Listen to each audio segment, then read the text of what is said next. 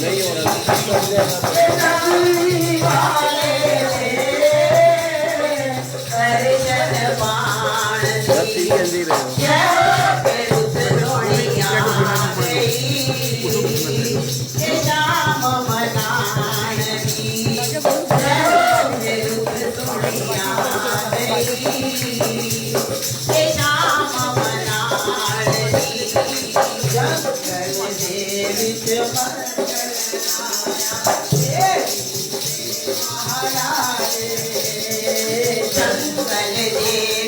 मंगल लाया देवी दे महाराज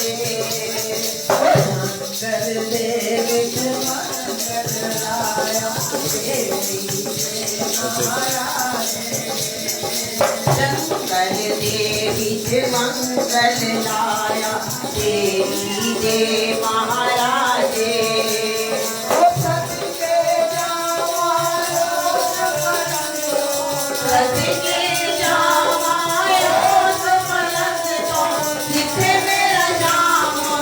देवी मंगल लाया देवी दे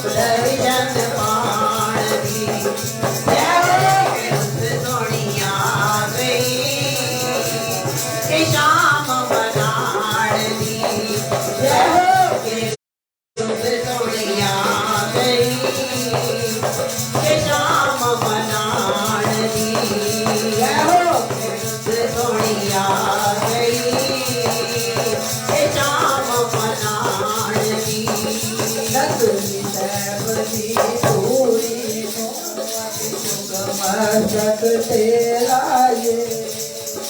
जंगली साहब दी धूड़ी नो असी जो मस्तक ते लाए जंगली साहब दी धूड़ी नो असी जो मस्तक ते लाए जंगली साहब दी धूड़ी नो असी जो मस्तक ते लाए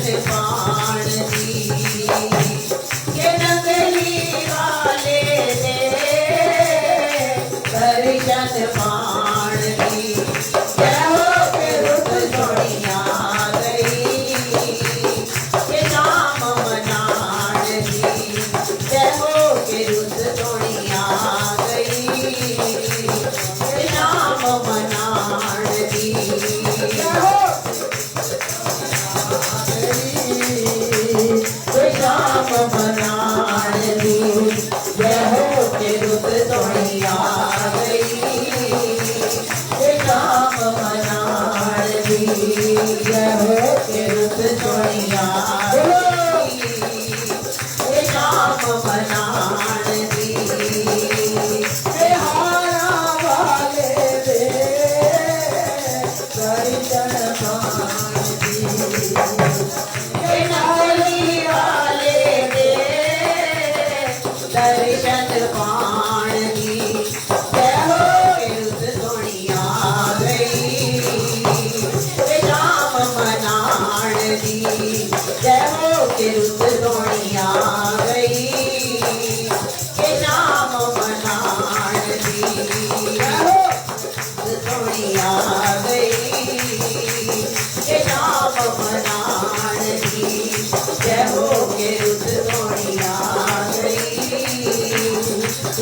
मना।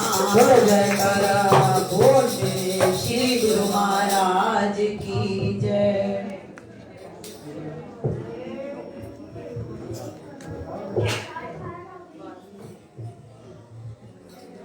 बोलो जयकारा बोल मेरे श्री गुरु महाराज की जय। बोलो श्री नगरी निवासी भगवान की जय। बोलो श्री परमहंस दयाल जी महाराज की जय। दिल खो बैठे हाजी खो बैठे आके प्रेम नगर विच खो बैठे। दिल खो बैठे हाजी खो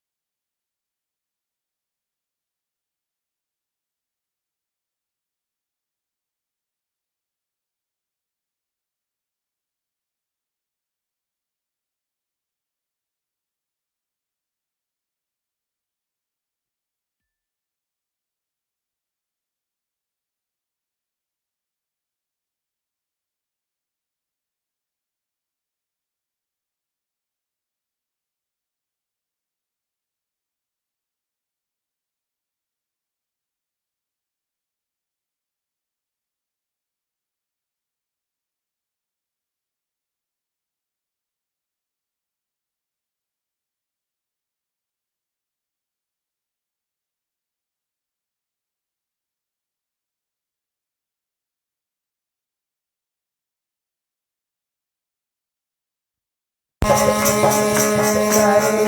युग में अवतार भगत के कारण आते हैं। युग युग में अवतार भगत के कारण आते हैं। युग युग में अवतार भगत के कारण आते हैं। युग युग में अवतार भगत के कारण आते हैं। युग युग में अवतार भगत के कारण आते हैं।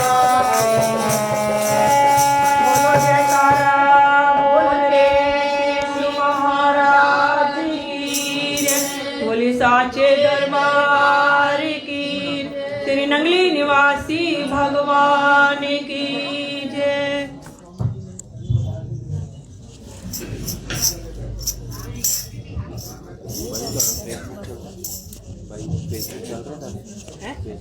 सभी संघर्ष से मेरे देख रही पता नहीं मैं नहीं सभी प्रोत्साहन ग्रहण करें, क्योंकि अभी जो समय है वो प्रवचनों का दौर है और सब महापुरुष दूर दूर से वो अमृत पान कराने, वो सत्संग की सरिता बहाने और वो प्रेम का निज स्वरूप का दर्शन कराने हेतु यहाँ उपस्थित हुए हैं। और हमारा ये पूरा फर्ज और दायित्व बनता है कि जितनी अपनी झोलियां फैला सकें और पात्र को जितना अधिक भर सकें, ऐसा प्रयत्न हमारा होना चाहिए। और एक मैसेज पा दो कि आवाज की प्रॉब्लम आ रही थी, बस हम लिखो उसकी ध्वनि, ठीक है, आवाज उसकी गूंज जो है चहुं दिशा में ऐसे जानी चाहिए कि मानो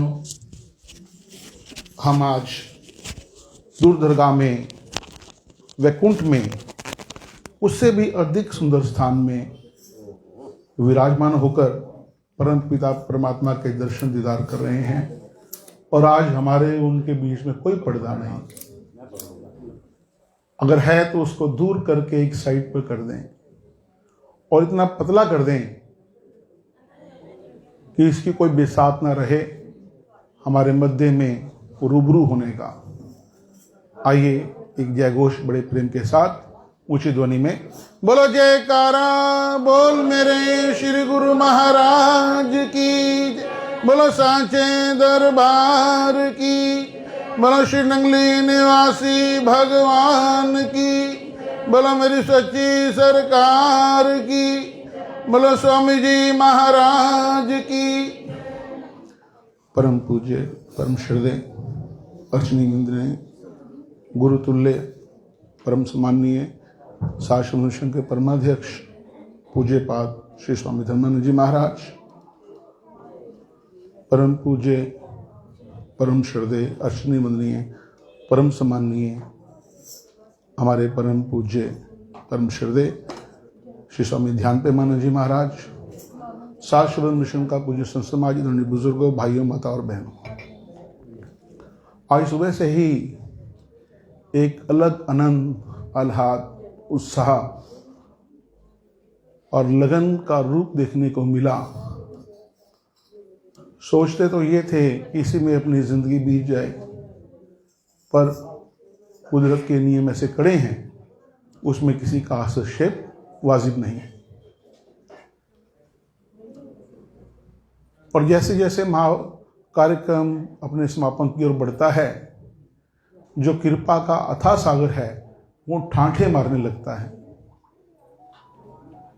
महापुरुषों ने यहाँ तक फरमाया, जन्मदिन की खुशी में झूम झूम कर चल रही हैं हवाएं, दे रही हैं ये तुझको मुबारक, ले रही हैं तेरी बलाएं। नूर तेरा हुआ आशकारा, चमका तकदीर का है सितारा, रोशन हुआ विश्व सारा, महक उठी हैं दसों ही दिशाएं। वो सुगंध प्रेम की कैसे बिखर रही है। हजूर गुरुदेव 1980 में दागे जुदाई दे गए, जैसे खुशबू फूल से जुदा हो गई। लेकिन एक बात को हमेशा याद रखना, नाम और रूप बदलते हैं, परमार्थ में जो महापुरुष विराजमान होते हैं वही शक्ति, वही रोशनी काम करती है, कभी उसमें परिवर्तन नहीं आ सकता। ये प्रकृति का अटल नियम है और रहेगा आदि समय से। जो दादा गुरुदेव श्री परमहंस दयाल जी ने जिस विश्व का कार्यभार अपने कंधों पर लिया और विरासत में पहुंचते पहुंचते आज हमारे परम पूज्य परम श्रद्धे श्री स्वामी धर्मानंद जी महाराज द्वारा चहुं दिशा में जन जागृति हो रही, कहां कहां नाम उपदेश नहीं पहुंचा। और ट्रस्ट के सभी गुरु दरबार के जितने मेंबरान हैं सबसे गुफ्तगू हुई, सबने एक ही बात कही। एक स्वामी जी हैं जो विचल हैं, ये तो सुना था अजर अमर अविनाशी महापुरुष हैं, लेकिन उसमें भी जिसको आराम नहीं। जब एक प्रश्न पत्र पहुंचा राधा स्वामी मठ में, आप इसको अन्यथा मत लेना, तो पूछा, शिष्य पूछते हैं सवाल कि आपकी जागीर क्या है। कई दिनों पर विचार करते रहे राधा स्वामी मठ के जो अधीक्षक थे, तो उन्होंने ये जवाब लिखा चिट्ठी का, बेआरामी हम संतों की जागीर है। तो महापुरुषों ने कब आराम किया, किसी ने देखा? हमें लगा कि ध्यान मुद्रा में है, पता लगा किसी का कष्ट कर रहे हैं, हमें पता लगा विश्राम कर रहे हैं, और ना जाने कौन कौन सी उलझियां गुथियां किन रूहों को अपने आलिंगन में लेकर के उनको दर्शन दीदार दे करके उनकी सारे संशय निवृत्त कर रहे हैं। तो जिस बकर को लैन तू आया, राम नाम संतन कर पाया, तज मन अभिमान ले मन मोल, राम नाम हृदय में तो ये जो महापुरुषों ने एक नियम बनाया है सत्संग का, कोई भी कारण हो हमारी सुरती वृत्ति कागर होके प्रभु चरणों में जुड़ जाए। आजकल कार्य चल रहा है स्वामी राम तीर्थ का। स्वामी राम तीर्थ कहते थे स्वयं स्वामी जी की अनुकंपा है, ऐसे ऐसे ग्रंथ का हमें अवलोकन करने का परम सौभाग्य प्राप्त होता है। और उन्होंने कहा मैं शहंशाह राम हूं, मैं राम के रूप में आया, आपने नहीं पहचाना, मैं कृष्ण के रूप में। उन्होंने दावा किया इस बात का, डंके की चोट पर।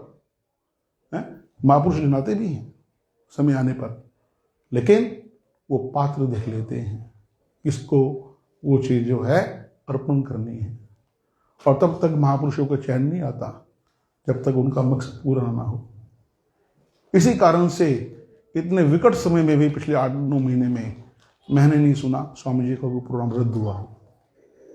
सर्दी, गर्मी, उष्ण, बरसात, सभी अपना कार्य करते रहे प्रकृति का, और स्वामी जी भी की गति जो है अवरुद्ध होकर के परम परमात्मा के चरणों में अविरल चलती रही।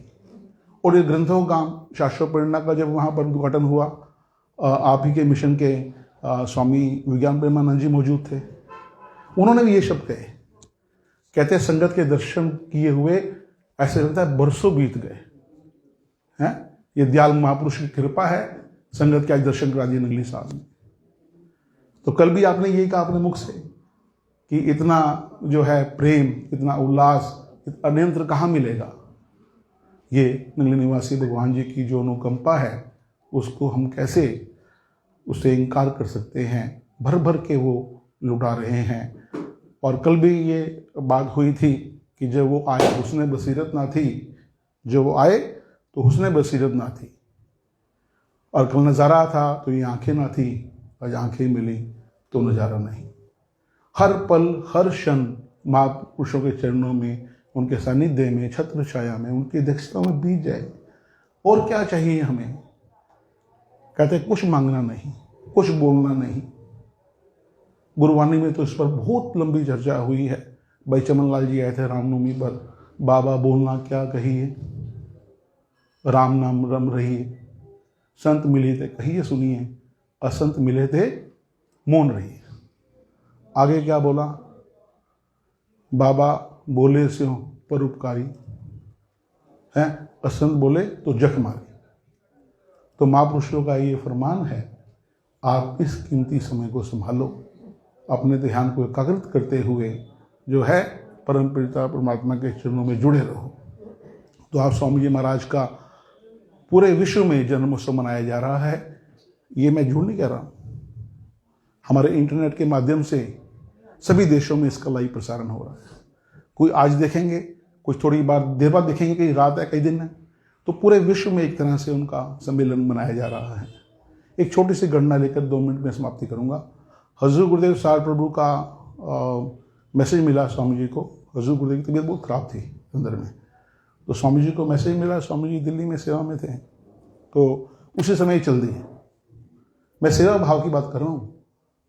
सेवक से भाव बिन भव न तरे उर्गारी, तो ये चल दी। हम तो सोचते हैं हमारी रिजर्वेशन है, हमारे पास सामान तैयार है, बिस्तरा तैयार है, नहीं, उसी समय चल पड़े। वहाँ घंटों इंतजार करते रहे, जो ट्रेन मिली उस पर बैठ गए और रात को 12:30 बजे वहाँ पहुँचे आश्रम में। और ये पता था कि महाराज जी की जो सार प्रभु की हालत बड़ी नाजुक है। दरवाजा नहीं खटखटाया, बाहर ही अपनी चुन्नी बिछा करके वहीं लेट गए, ना मौसम का ख्याल किया। सुबह 4 बजे किवाड़ खोला। हमारे मिशन के उपाध्यक्ष स्वामी खंडानंद जी महाराज ने देखा तो ये बाहर बैठे हुए हैं, समाधि स्थित है। तो उनको जगाया कि आप, इन्होंने कहा रात को लेट हो गया था। मैंने कहा महाराज जी की नींद में असर ना पड़े। महाराज जी ने बात सुन ली, वो टहल रहे थे बरामदे में हजूर गुरुदेव। उन्होंने मीठी झिड़क देकर ये कहा कि आप रात को आ जाते ना अंदर, थोड़ा मैं भी सो लेता। हम सोचते हैं कि हम इंतजार कर रहे हैं ना, मालिक के दो जहां इंतजार कर रहे हैं। हम सोच रहे हैं जज्बा हमारे में है, इश्क का, प्यार का, मोहब्बत का, नहीं। महापुरुषों में इश्क का, मोहब्बत का, जो प्यार का जज्बा है, हमारे पल्ले कुछ नहीं। तो इन्हीं भावों के साथ मैं प्रार्थना करने जा रहा हूँ। हमारे मध्य में फतेहाबाद से बड़े ही चिरकाल से, हालांकि मानो तो मिशन एक ही है, कहने की बात है फतेहाबाद लग गया हमारा मिशन नहीं, वास्तव में एक ही है। क्योंकि जिस आत्मिक रूप में आप आते हैं हमारे कार्यक्रम में, मुझे तो इस बात का कभी भी ऐसा एहसास नहीं हुआ कि आपका मिशन लग गया हो, हमारा मिशन लग गया है। हमारे ही परिवार से लगता है कि ये महापुरुष जो हैं इस संसार में आए हैं, और वही जो महाराष्ट्र की रीति चली आई स्वामी गुरुशरण जी द्वारा और स्वामी जी महाराज द्वारा भी, वही प्रेम प्रसार का कार्यक्रम निरंतर गंगा बह रही है। आपके चरणों में मेरी करबद्ध प्रार्थना, पावन आशीर्वाद देकर कृतार्थ करें। परम पूज्य परम श्रद्धेय श्री स्वामी ध्यान प्रेमानंद जी महाराज।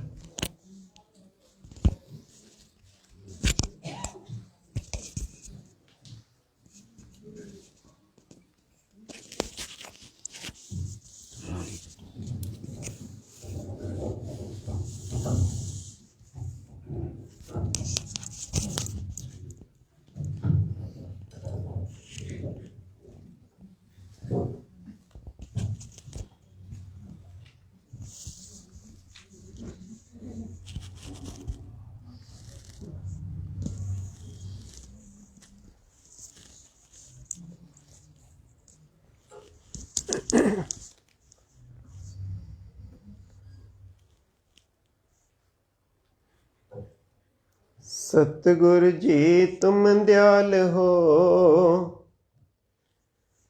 तुम लग मेरी दौड़, जैसे काग जहाज को सूझते और ना ठोर। सुरत करो मेरे साइया, मैं हूँ भवजल माही। देखते ही बह जावे सा, जो तुम ना पकड़ी बाहें। मैं अपराधी जन्म का नख शिख बरा विकारे। तुम दाता दुख भंजना मेरा करो उद्धारे। तुम दाता दुख भंजना मेरा करो उद्धारे। प्रतिस्मरणीय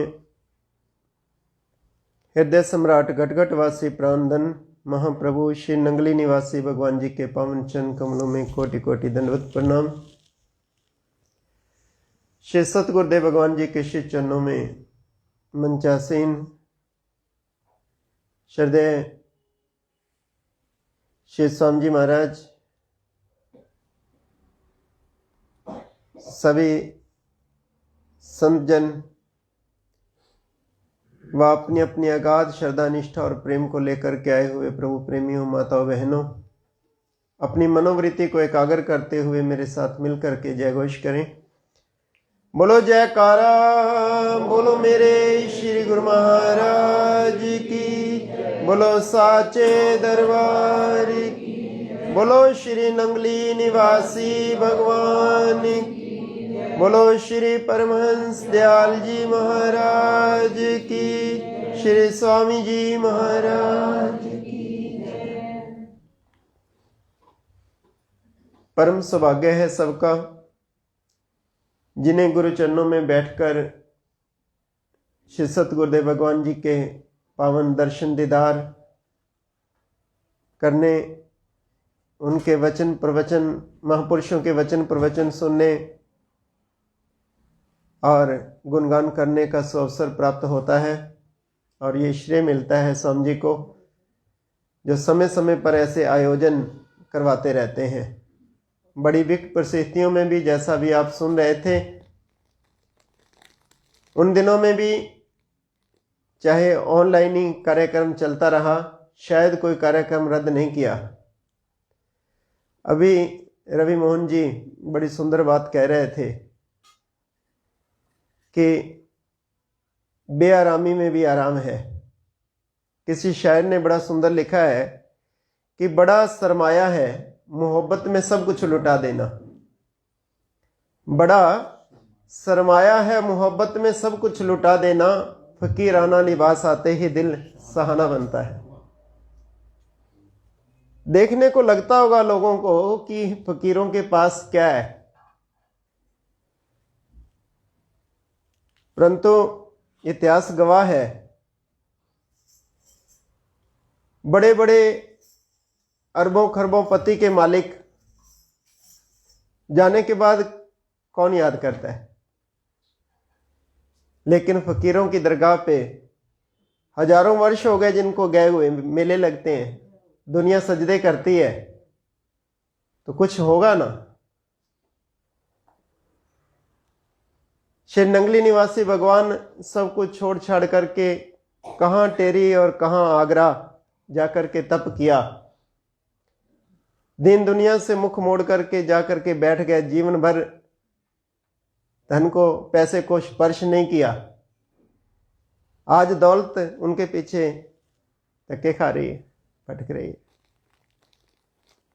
कितने सर उनकी सरदल पर जाकर के झुकते हैं, लाखों करोड़ों अपनी झोलियां भर रहे हैं उस फकीर की दरगाह से जिसने सब कुछ छोड़ दिया। मशहूर है आलम में साचा दरबार नंगली का, लेता है नाम अकीदत से सारा संसार नंगली का। वैसे तो लाखों दीवाने आते हैं इसके दर पर मिलता है किस्मत वालों को प्यार नंगली का। यमराज भी उस खुशकिस्मत को झुक झुक कर सजदे करता है। हो जाए जो खादिम एक बार नंगली का, ए जरदारो धन दौलत से भगवान का मिलना मुश्किल है, मिलता है प्यार के बदले में प्यार नंगली का।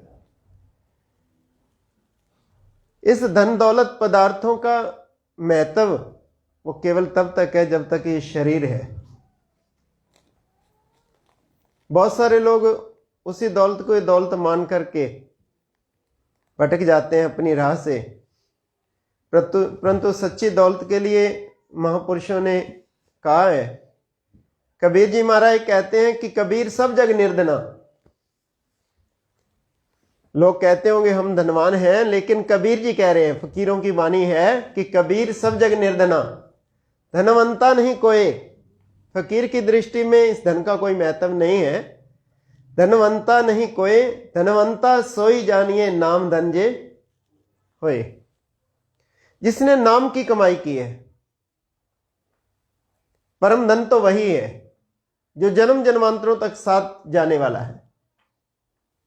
हम जिस धन को धन मान करके, जिन पदार्थों को पदार्थ मान करके अहम की गांठ बांध लेते हैं, वास्तव में वो धन ही धन नहीं है।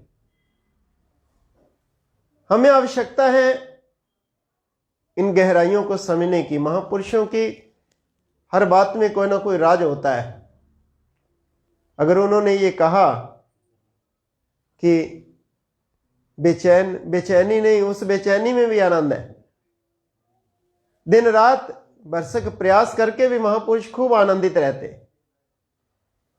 न दिन का पता न रात का पता, किस प्रकार से तप में लीन, साधना में लीन महापुरुष, और अपने अंदर से खूब आनंद की लहरें उनके उठ रही हैं। वो आनंद की लहरें हर पल, हर क्षण, हर जीव के अंदर उमड़ रही हैं, क्योंकि मानव जीवन वास्तव में सुख का स्वरूप है, आनंद का सागर है। आनंद की लहरें हर पल उठ रही हैं। समुद्र में लहरें उठती हैं, वैसी ही लहरें, आनंद की लहरें हर जीव के अंदर उमड़ रही हैं। लेकिन अज्ञानतावश यह जीव दुखी होता रहता है, क्योंकि उन लहरों में गोते ही नहीं लगाता। जब तक हम अपने भीतर उतरेंगे नहीं, तब तक उस आनंद की प्राप्ति नहीं हो सकती। पानी में मीन प्यासी रे, मैं सुन सुनावत हंसी रे। पानी में रहती हुई मछली तब तक प्यासी रहती है जब तक वो अपने आप को उल्टती नहीं है। मछली के नीचे एक वाल्व लगा होता है, जब उसको प्यास सताती है तो अपने आप को उछल करके उल्टा पानी में गिराती है, उछलती है और उल्टी गिरती है, तब उसके पेट में पानी प्रवेश करता है, उसकी प्यास बुझती है। उसी मानती है संसार का जीव भी वो सुख तो चाहता है, आनंद चाहता है, लेकिन अपनी चित्त वृत्तियों को जब तक हम अंतर्मुख नहीं करेंगे, जो बहिर्मुख है, अभी तो बाहरी पदार्थों के रस में लीन है, हमें इन इंद्रियों से ऊपर उठ करके 10वें द्वार में सुरते ले जानी हो। चित्त वृत्तियों को अंतर्मुख करना होगा अगर हम अपनी प्यास बुझाना चाहते हैं, सच्चा आनंद चाहते हैं। जंगल जंगल भटक रहा मृग अपनी कस्तूरी को, कल भी कह रहा था मैं, कितना मुश्किल है तय करना खुद से खुद की दूरी को। आंख और कान की दूरी कितनी है, लेकिन हम कहां ढूंढ रहे हैं उस सुख को? कारों में, बाजारों में, धन में, दौलत में, पुत्र में, स्त्री में, परिवार में। वास्तव में ये सब व्यवहारिक सत्य है, वास्तविक सत्य नहीं है। जिस आनंद को हम प्राप्त तो करना चाहते हैं, लेकिन दिशा हमारी कुछ और है। अगर उस आनंद को प्राप्त करना चाहते हैं तो मृग नाभि में सुगंधी ढूंढे वो घास गंदी। मृग की नाभि में सुगंधी होती, कस्तूरी होती है, लेकिन वो अनभिज्ञ है, वो बाहर ढूंढता रहता है। वैसे ही वो सुख कहीं और नहीं, हम सबके भीतर है। जितनी जीव साधना करता है, जितनी तपस्या करता है, जितनी लगन अपने सतगुरु के प्रति जीव की बढ़ती जाती है, कशिश बढ़ती जाती है, वैसे वैसे उसका आनंद बढ़ता जाता है। क्योंकि भक्ति में शक्ति, वो शक्तियां भी आपको इस संसार में विचरण करने की ताकत भी वो स्वयं देते। आप देखते हैं कहीं तूफान आया हो, अंधेरी आई हो, बहुत तेज हवा चल रही हो, यहां तक कि भी सुना है कि वो तूफान लोगों को उड़ा कर ले गया। परंतु वो व्यक्ति अगर किसी दीवार का सहारा ले लेता है, किसी बिल्डिंग का सहारा ले लेता है, उसके पास जाकर के खड़ा हो जाता है, तो हवा उसको उतना प्रभावित नहीं करती। यह घटना मेरे साथ भी घटी। श्री गुरु महाराज जी के फार्म हाउस पर फतेहाबाद आश्रम का जो खेत है वहाँ पर था मैं, इतना तूफान आया कि वहाँ कुछ फसल भी कटी हुई रखी थी वो उड़ने लगी।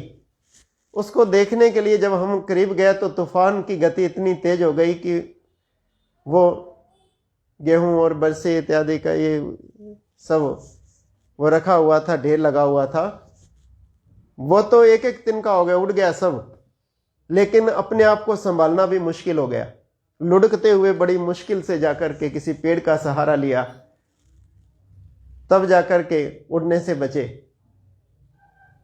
तो अगर एक तूफान जो व्यक्ति को उड़ाकर भी ले जाता है, उसमें भी आप कोई सहारा ले लेते हैं किसी बिल्डिंग का, किसी पेड़ का, तो वो हवा आपको उतना प्रभावित नहीं करती। वैसे ही दुखों के तूफान तो स्वाभाविक है। कभी ये कोरोना का काल, अभी ये किसान आंदोलन, ये रचना सब प्रभु की है। वो माध्यम कोई भी बन जाए, कारण कोई भी बन जाए, लेकिन रचना सब उस परमपिता परमात्मा की ही है। क्या बताऊं क्या नहीं है और क्या खतरे में है। वास्तव में जो बात है कि क्या बताऊं क्या नहीं है और क्या खतरे में है। आंधियां ऐसी घिरी हैं कि हर दिया खतरे में है।